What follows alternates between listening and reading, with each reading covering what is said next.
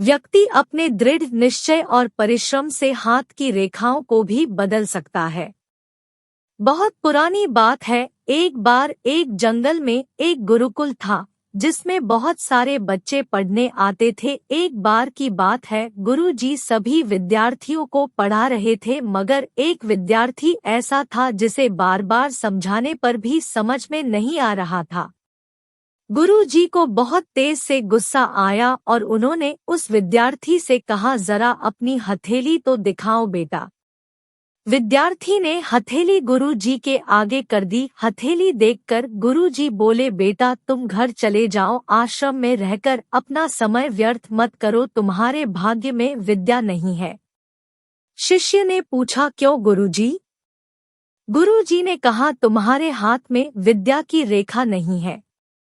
गुरुजी ने एक होशियार विद्यार्थी की हथेली उसे दिखाते हुए कहा, यह देखो, ये है विद्या की रेखा, यह तुम्हारे हाथ में नहीं है, इसलिए तुम समय नष्ट ना करो और घर चले जाओ और वहां अपना कोई और काम देखो।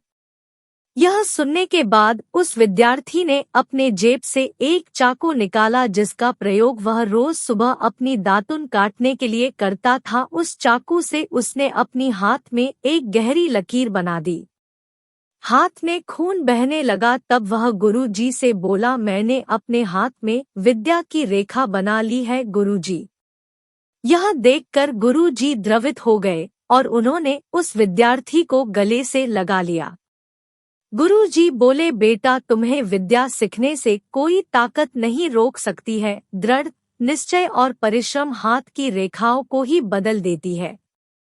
दोस्तों, वह विद्यार्थी आगे चलकर महर्षि पाणिनि के नाम से प्रसिद्ध हुए, जिसने विश्व प्रसिद्ध व्याकरण अष्टाध्यायी की रचना की है। इतनी सदियां बीत जाने के बाद भी आज 2700 वर्षों बाद भी विश्व की किसी भी भाषा में ऐसा उत्कृष्ट और पूर्ण व्याख्या का ग्रंथ अब तक नहीं बना।